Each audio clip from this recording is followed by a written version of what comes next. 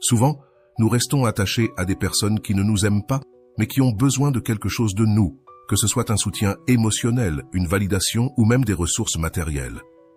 Mais attention, ce que je vais te dire maintenant va tout changer. Tu apprendras à distinguer quand quelqu'un est simplement avec toi par besoin et non par amour véritable. Dans cette vidéo, nous allons parler d'un sujet que beaucoup d'entre vous ont probablement vécu à un moment de leur vie, le moment où l'on se rend compte qu'il y a des personnes qui ont besoin de nous, mais qui ne nous aiment pas. Cela peut être une situation confuse et douloureuse, mais aujourd'hui, nous allons approfondir ce phénomène pour que tu puisses le reconnaître et agir en toute conscience. L'objectif de cette vidéo est de t'aider à identifier ces dynamiques dans tes relations et à prendre des décisions qui te permettront de mettre ton bien-être émotionnel en premier. Je te promets qu'en restant jusqu'à la fin, tu comprendras comment ces personnes peuvent influencer ta vie et, plus important encore, comment apprendre à te détacher de ces relations qui ne t'apportent rien de positif. Ce type de relation peut se manifester dans divers contextes, familial, amical ou romantique. Dans tous les cas, le schéma est le même. L'autre personne dépend de toi, mais ne se soucie pas réellement de toi. Il existe des signes que tu peux commencer à observer, et l'un des plus clairs est lorsque tu as l'impression d'être celui qui fait tout l'effort dans la relation. Lorsque quelqu'un t'aime vraiment, il se préoccupe de ton bien-être, il est présent dans les moments difficiles et ne vient pas seulement vers toi quand il a besoin de quelque chose. Rolando l'exprime de manière très claire. Aucune relation saine ne peut exister si l'un des partenaires arrive avec des blessures et des schémas destructeurs. Si tu veux une relation saine, tu dois d'abord avoir guéri et te lier à quelqu'un qui a également guéri. Et c'est là un point important. Les personnes qui t'utilisent, mais qui ne t'aiment pas, sont souvent prisonnières de leurs propres blessures émotionnelles, ce qui les empêche de te donner l'amour que tu mérites. Alors, que peux-tu attendre de cette vidéo? Nous allons analyser différents types de relations dans lesquelles cette dynamique peut être présente et nous te donnerons des outils pour les reconnaître et t'en libérer. Je te garantis qu'à la fin de cette vidéo, tu auras une compréhension plus claire des raisons pour lesquelles certaines personnes restent dans ta vie malgré leur manque d'amour véritable. Mais le plus important, tu sauras comment fixer des limites et te libérer de ces relations toxiques. Attention, car beaucoup l'oublient, et c'est pour cela qu'ils n'agissent pas. La clé pour se libérer d'une relation où l'on a besoin de toi, mais où l'on ne t'aime pas, est de cesser d'avoir peur de la solitude. De nombreuses personnes restent dans ce type de relation parce qu'elles croient qu'elles ne trouveront personne d'autre ou parce qu'elles ont peur d'être seules. Mais, comme le dit Rolando, l'amour de soi est la clé pour avoir une relation saine et positive. Le premier pas pour te libérer de ce type de relation est de reconnaître quand tu te trouves dans une telle situation. Pose-toi cette question. Est-ce que cette personne se soucie vraiment de toi ou est-elle seulement là quand elle a besoin de quelque chose? Si la réponse est la deuxième option, il est temps de reconsidérer si cette relation en vaut la peine. Ne t'inquiète pas, car au cours de cette vidéo, nous parlerons également de la manière de renforcer ton amour-propre et d'apprendre à fixer des limites.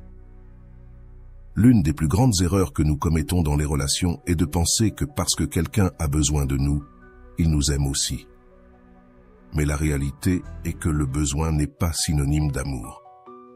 Une personne peut dépendre émotionnellement de toi sans te valoriser en tant que personne. C'est une leçon que nous apprenons souvent à travers la douleur, mais qui est nécessaire pour notre croissance personnelle. La différence entre quelqu'un qui a besoin de toi et quelqu'un qui t'aime réside dans le respect et la réciprocité. Lorsque quelqu'un t'aime, il respecte tes besoins, tes émotions et est prêt à faire des sacrifices pour toi, tout comme tu le ferais pour lui. En revanche, lorsque quelqu'un a seulement besoin de toi, la relation devient unilatérale, où tu donnes sans rien recevoir en retour. Carl Jung disait que les relations humaines sont le reflet de notre état intérieur. Si tu permets à des personnes qui ont besoin de toi mais ne t'aiment pas de rester dans ta vie, il est probable que tu aies à travailler sur ton estime de soi. C'est là que Rolando nous offre une grande leçon. Aimer ta vie, c'est observer ce en quoi tu te transformes jour après jour, et cela inclut d'apprendre à te détacher de ce qui ne te fait pas de bien. Tout au long de cette vidéo, nous te guiderons pas à pas pour reconnaître ces dynamiques et t'en libérer sans ressentir de culpabilité ou de peur. Et le plus important, Tu apprendras à te donner la priorité. Car comme le dit toujours Rolando, l'amour de soi ne consiste pas à se répéter des affirmations devant un miroir, mais à te le prouver par des actions concrètes qui valorisent qui tu es. C'est pour cela que je t'invite à continuer de regarder cette vidéo jusqu'à la fin, car ce que nous allons discuter ensuite changera ta perspective sur les relations pour toujours. Nous ne parlerons pas seulement de théorie, mais nous te donnerons des exemples pratiques et des outils que tu pourras appliquer immédiatement dans ta vie. Alors, si tu es prêt à franchir la prochaine étape de ton développement personnel et à cesser de permettre à des personnes qui ne t'aiment pas de rester dans ta vie, reste avec nous. En résumé, ce que tu vas retirer de cette vidéo, c'est une compréhension claire de la manière d'identifier les personnes qui ont seulement besoin de toi sans t'aimer et comment mettre fin à ces relations de manière saine et respectueuse envers toi-même.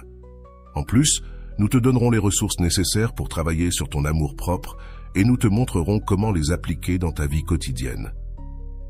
Prête à commencer ce voyage? Alors, sois attentif, car ce que je vais te dire ensuite est crucial. Ne laisse pas la peur de la solitude te maintenir dans des relations qui ne t'apportent pas d'amour. À la fin, ce qui compte le plus, c'est que tu t'aimes suffisamment pour laisser partir ceux qui ne le font pas. Commençons. La psychologie a largement étudié le phénomène des relations dans lesquelles une personne reste simplement parce qu'elle a besoin de quelque chose, mais sans ressentir un véritable amour pour l'autre. Cette dynamique peut paraître confuse pour ceux qui y sont piégés, et il est souvent difficile de l'identifier. Cependant, à travers l'analyse psychologique, nous pouvons commencer à comprendre les mécanismes sous-jacents à ce type de relation et pourquoi il est si important de s'en éloigner. Erich Fromm, dans son livre « L'art d'aimer », affirme que le véritable amour est une décision active, un acte de donner sans rien attendre en retour. De cette perspective, il est clair que les relations basées sur le besoin ne correspondent pas à cette conception de l'amour. Quand quelqu'un a seulement besoin de toi, sa motivation principale n'est pas de partager, mais de recevoir. Selon Fromm, l'amour immature dit « Je t'aime parce que j'ai besoin de toi ». L'amour mature dit « J'ai besoin de toi parce que je t'aime ». C'est une distinction clé que tu dois apprendre à identifier. Sigmund Freud a également parlé de la manière dont nos premières expériences peuvent influencer le type de relation que nous entretenons à l'âge adulte. Freud soutenait que les gens cherchent souvent chez les autres ce qui leur manque ou ce qu'ils n'ont pas reçu dans leur enfance, ce qui peut les conduire à former des relations de dépendance émotionnelle. Dans ce type de relation, l'autre personne ne t'aime pas pour ce que tu es, mais parce qu'elle souffre d'un manque qu'elle pense que tu peux combler. Autrement dit, elle a simplement besoin de toi. Rolando l'explique de manière plus directe. Quand quelqu'un a besoin de toi sans t'aimer, il s'accroche à toi parce qu'il ne peut pas résoudre ses propres problèmes intérieurs. Et si tu ne t'en rends pas compte, tu finis par porter des responsabilités émotionnelles qui ne te reviennent pas. C'est à ce moment-là que tu commences à te perdre dans la relation, car tu assumes des rôles qui ne te permettent pas de grandir émotionnellement. Il est important que tu comprennes ceci. Tu n'es pas responsable de résoudre les problèmes émotionnels de quelqu'un d'autre, surtout si cette personne ne t'aime pas vraiment. D'un autre côté, Carl Jung nous offre une perspective précieuse sur le concept de l'inconscient collectif et les archétypes qui influencent notre comportement. Jung affirmait que beaucoup de personnes agissent selon des archétypes inconscients, tels que le sauveur ou la victime, ce qui peut les amener à tomber dans des relations où elles essaient de sauver quelqu'un qui, en réalité, n'a besoin d'elles que pour se sentir mieux. Ce genre de dynamique peut paraître héroïque au début, mais avec le temps, il te laisse épuisé et sans énergie.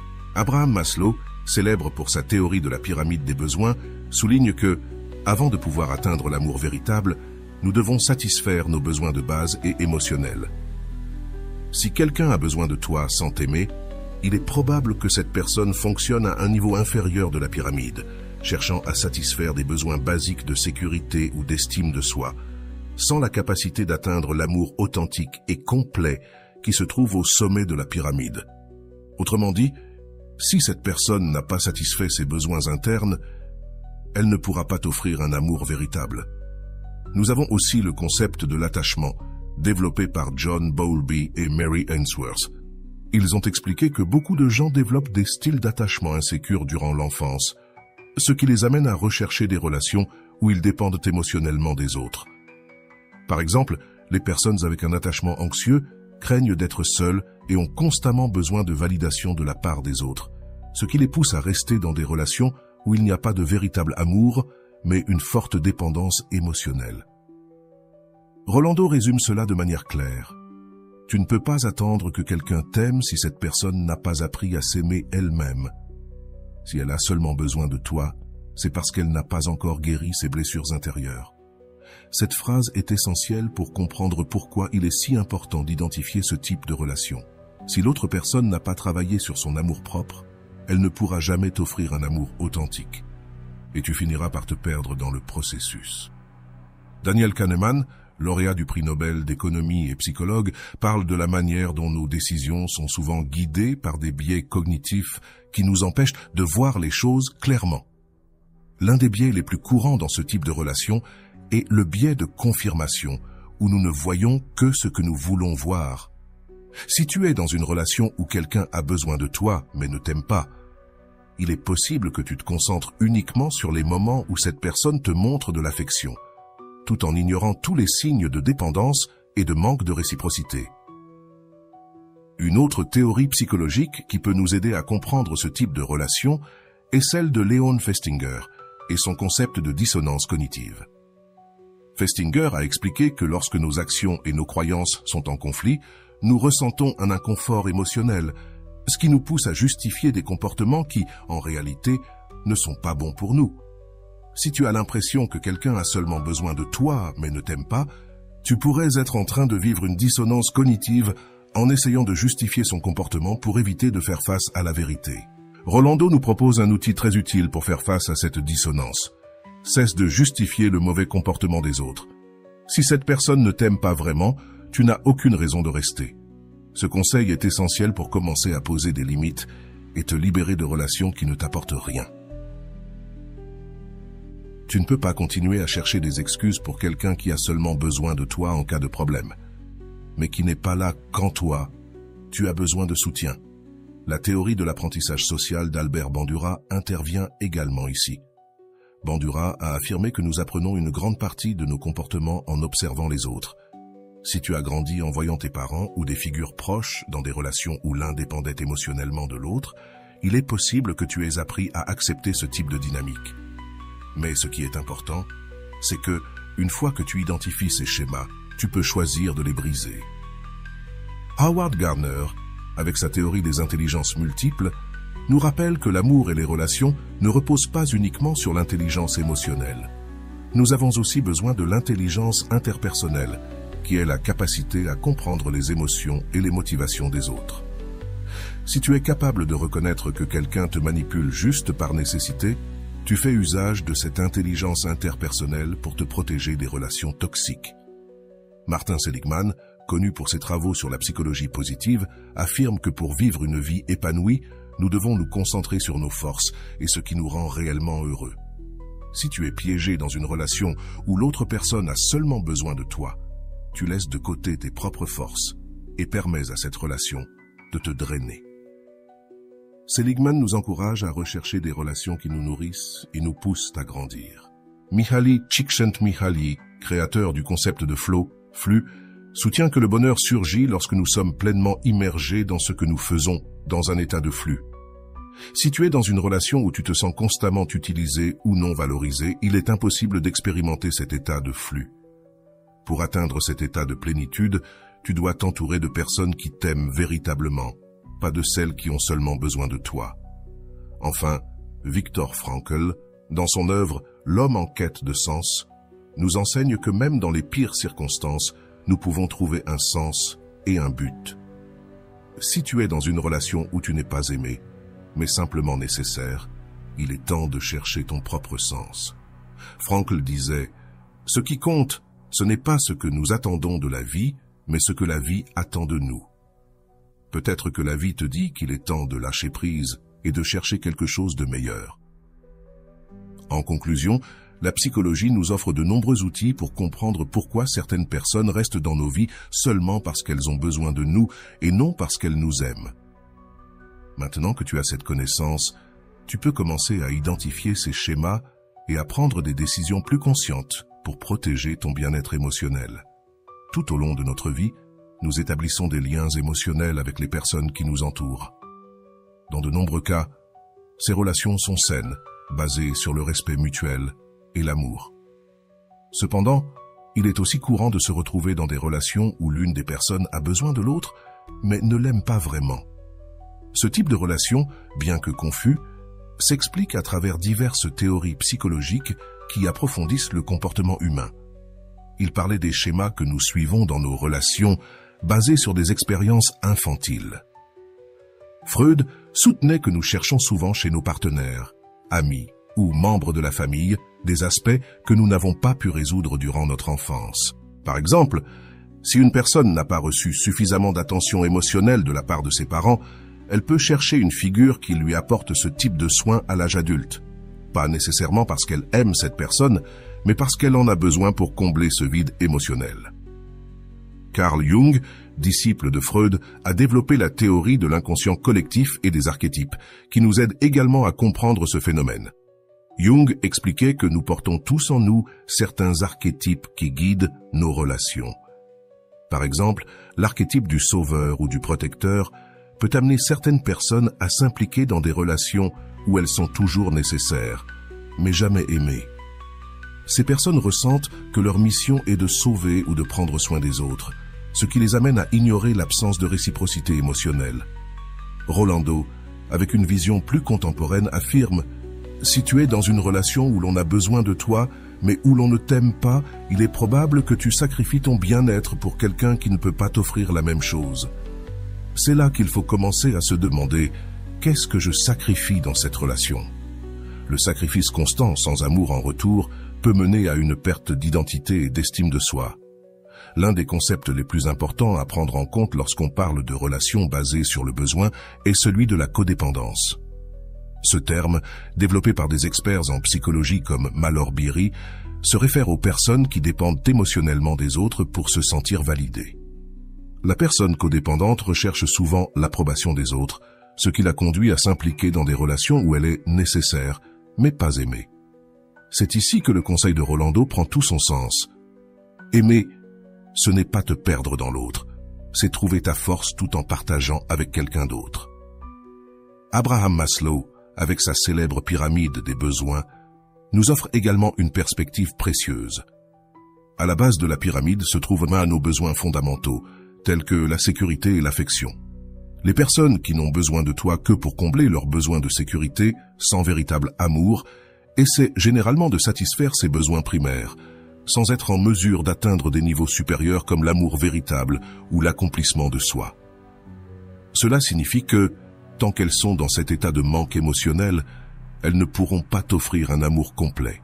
Albert Bandura, avec sa théorie de l'apprentissage social, suggère que nous apprenons des comportements en observant ceux qui nous entourent. Si tu as grandi en voyant des relations où une personne était constamment nécessaire, mais pas aimée, il est possible que tu aies intériorisé cette dynamique et que tu répètes maintenant ces schémas. Comme le dit Rolando, l'amour n'est pas un cycle que tu dois répéter. Si tu te retrouves piégé dans un schéma, il est temps de le briser.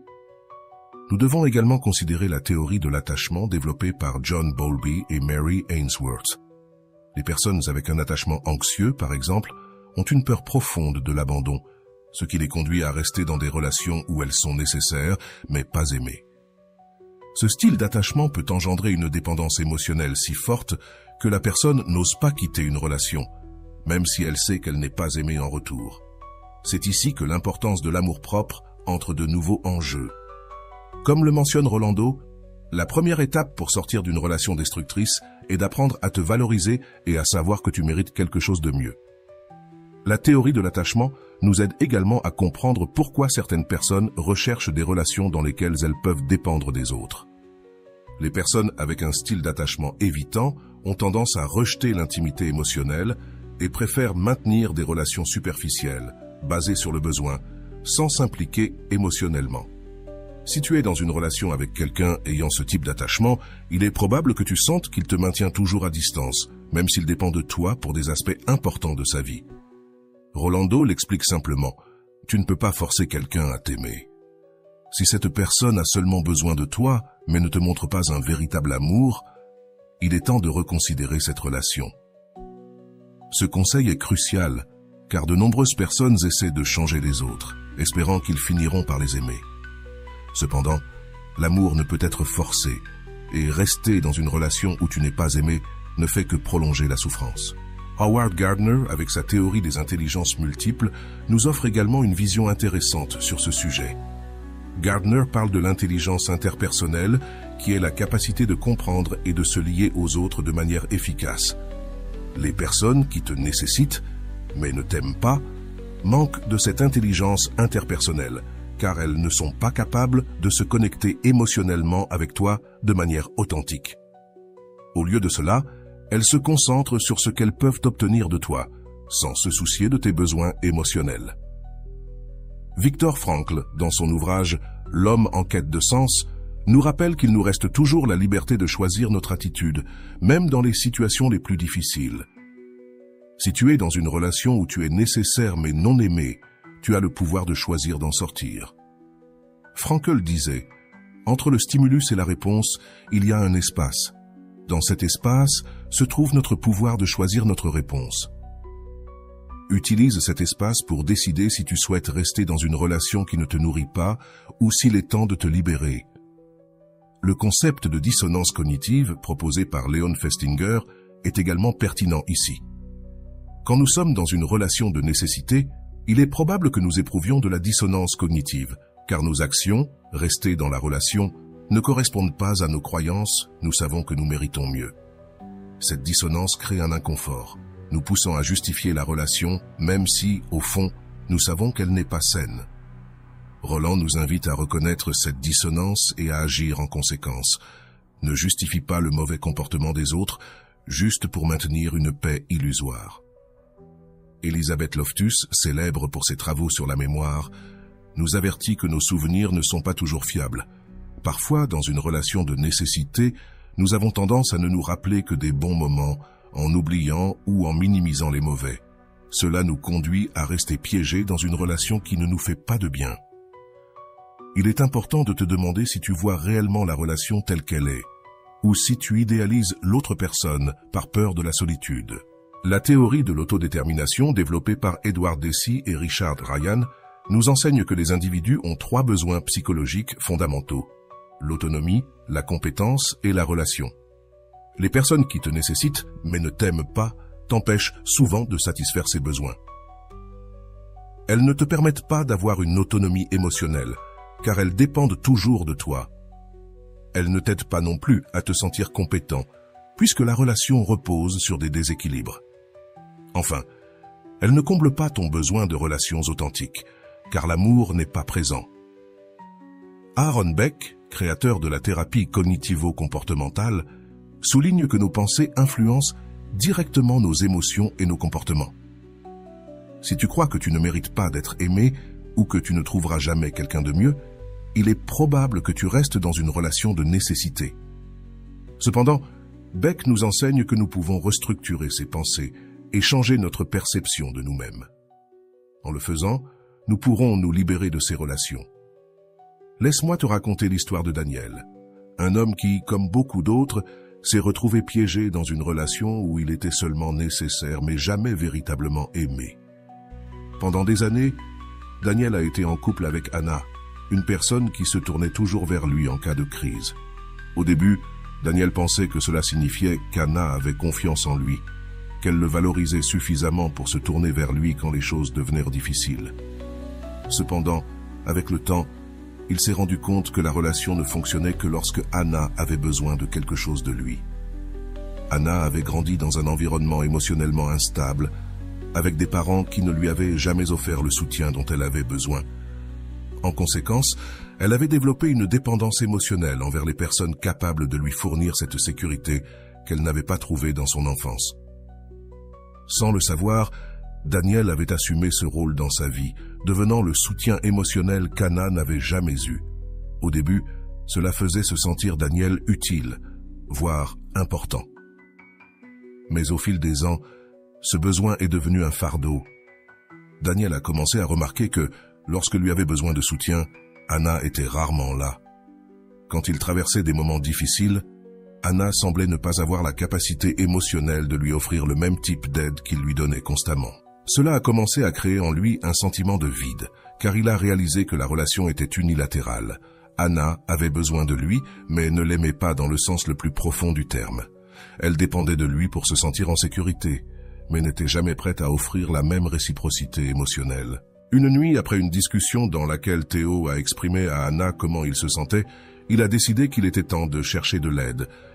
Il se sentait épuisé émotionnellement, vidé, et il ne savait pas comment sortir de cette situation. C'est alors qu'en naviguant sur Internet, il est tombé sur une vidéo de Rolando intitulée « L'amour propre » est la base de toutes les relations saines. Dans cette vidéo, Rolando parlait de la manière dont nous restons souvent dans des relations où nous sommes nécessaires, mais pas aimés. La phrase qui a le plus résonné chez Daniel fut « L'amour n'est pas un échange de besoins, mais une connexion d'âme ». Cette phrase a poussé Daniel à se remettre sérieusement en question sur sa relation avec Anna. Il s'est rendu compte qu'au fil des années, il avait accepté une relation où il n'était qu'une ressource pour satisfaire les besoins émotionnels d'une autre personne sans rien recevoir en retour. Daniel a commencé à remarquer que chaque fois qu'Anna se sentait mieux, elle s'éloignait de lui pour revenir lorsqu'elle traversait de nouvelles difficultés.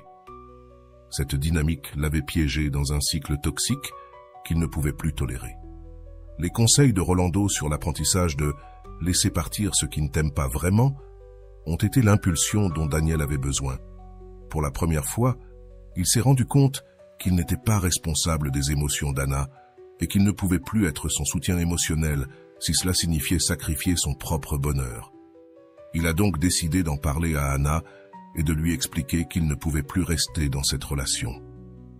Ce fut une conversation difficile, mais Daniel savait que c'était la bonne chose à faire.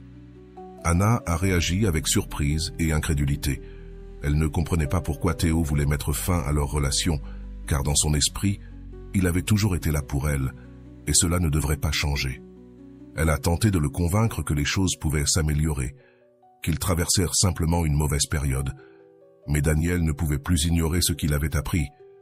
Il savait qu'Anna ne l'aimait pas vraiment, elle avait juste besoin de lui, et cela ne suffisait plus pour lui. Après la rupture, Daniel a traversé une période de solitude difficile à gérer.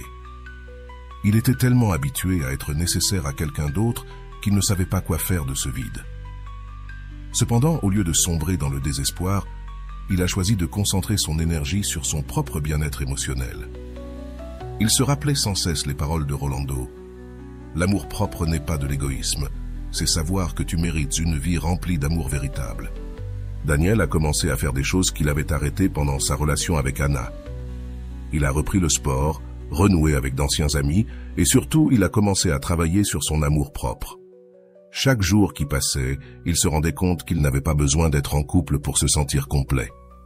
Au contraire, il a commencé à apprécier sa propre compagnie et à valoriser son temps et son espace.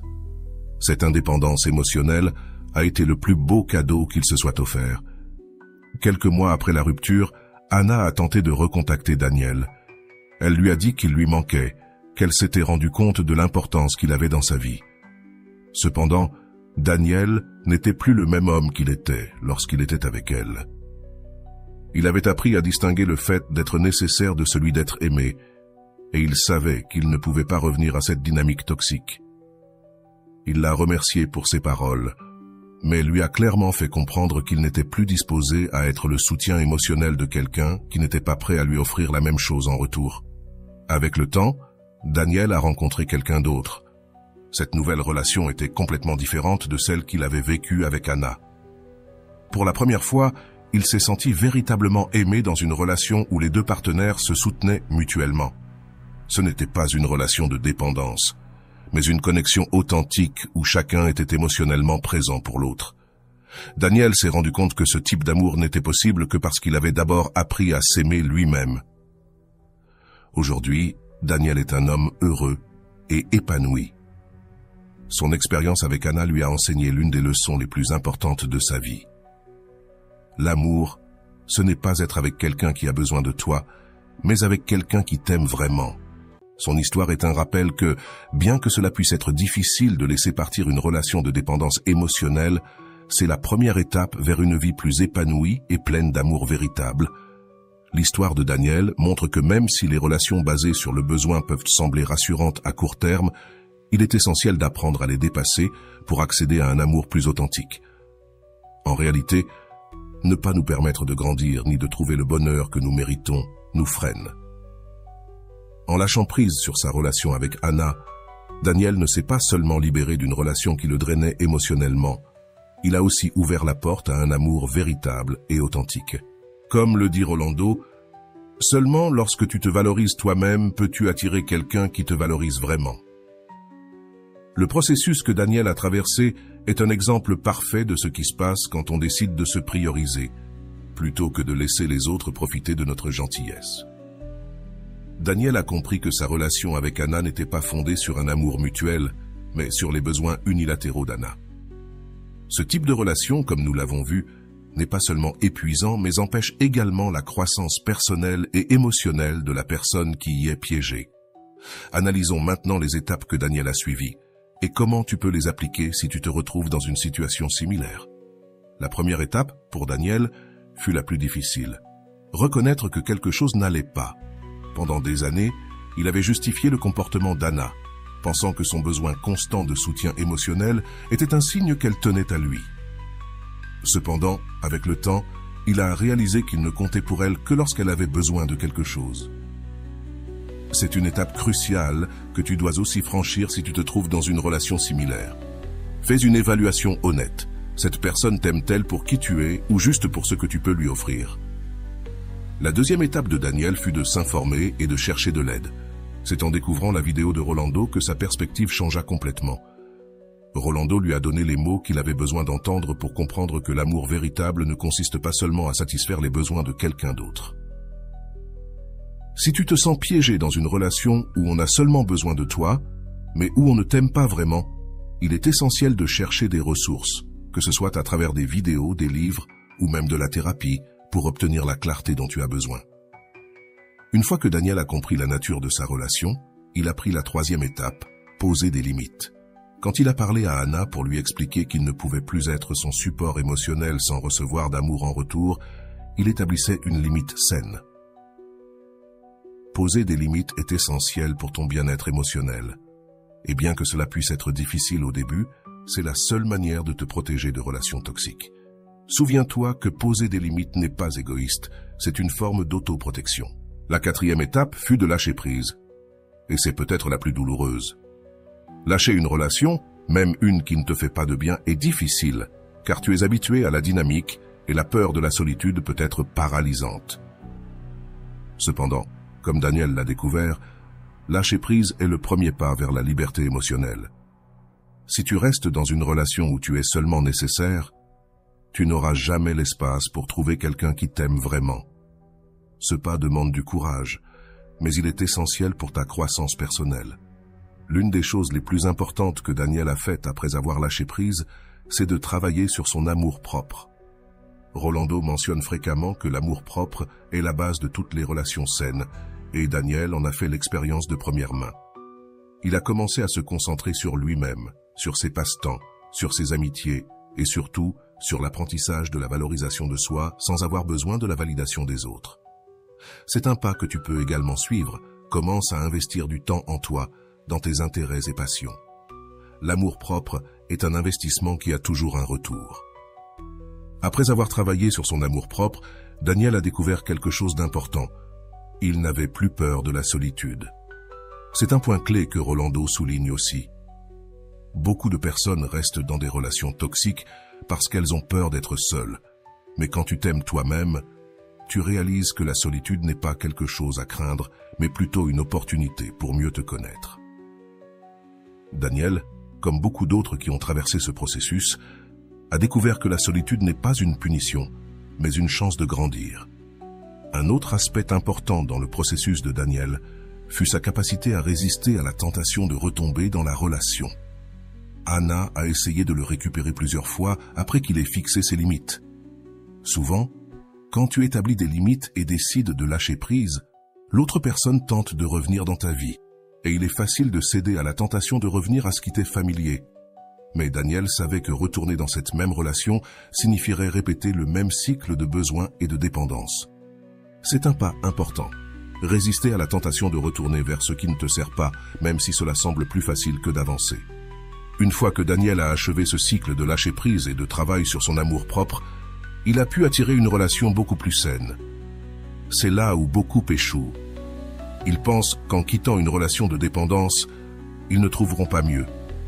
Mais comme nous le rappelle Rolando, le véritable amour arrive lorsque tu te valorises suffisamment pour ne pas accepter moins et que tu priorises ton bien-être. Daniel a pu trouver quelqu'un qui l'aimait vraiment, et non quelqu'un qui avait simplement besoin de lui. Ceci est un rappel important qu'il y a toujours quelque chose de meilleur qui t'attend lorsque tu te libères de ce qui ne te sert pas. L'analyse du parcours de Daniel nous montre que, bien qu'il soit difficile de rompre avec une relation de dépendance, c'est le seul chemin vers une vie émotionnellement saine. Si tu te trouves dans une situation similaire, il est crucial que tu suives ces étapes. Reconnaître le problème, chercher de l'aide, poser des limites, lâcher prise, travailler sur ton amour-propre et résister à la tentation de revenir à ce qui ne te fait pas du bien. Ce n'est qu'alors que tu pourras faire de la place pour des relations basées sur le respect et l'amour mutuel. Enfin, l'une des plus grandes leçons que l'on peut tirer du processus de Daniel est que l'amour-propre n'est pas quelque chose qui s'obtient du jour au lendemain. C'est un processus continu, une décision quotidienne de se choisir soi-même.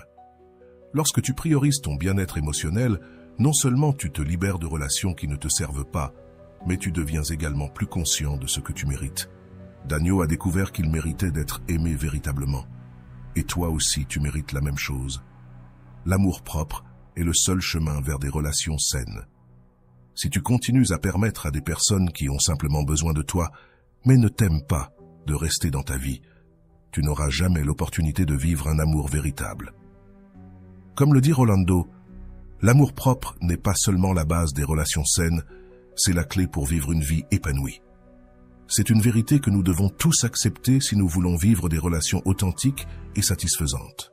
En résumé, le parcours de Daniel nous enseigne que lâcher prise sur ce qui ne t'aime pas est un acte de courage, mais aussi d'amour-propre. Tu ne peux pas espérer recevoir mieux si tu restes attaché à ce qui te vide. En prenant la décision de lâcher prise, de travailler sur toi-même et de résister à la tentation de revenir en arrière, Daniel a pu s'ouvrir à une vie bien plus épanouie et heureuse. C'est également le chemin que tu peux suivre. Je t'invite maintenant à réfléchir sur tes propres relations. Pose-toi la question, suis-je dans une relation où l'on m'aime vraiment, ou a-t-on simplement besoin de moi? Si tu te trouves dans la deuxième situation, n'aie pas peur de suivre l'exemple de Daniel, car en fin de compte, lorsque tu t'aimes toi-même, tu attires ce que tu mérites vraiment. Et voilà. J'espère que vous avez trouvé beaucoup de valeur dans cette vidéo. Merci d'être resté jusqu'à la fin de cette vidéo. J'adore quand vous faites ça. Si vous en voulez plus, vous pouvez écrire en commentaire « J'en veux encore plus ». J'espère vous revoir dans une autre vidéo.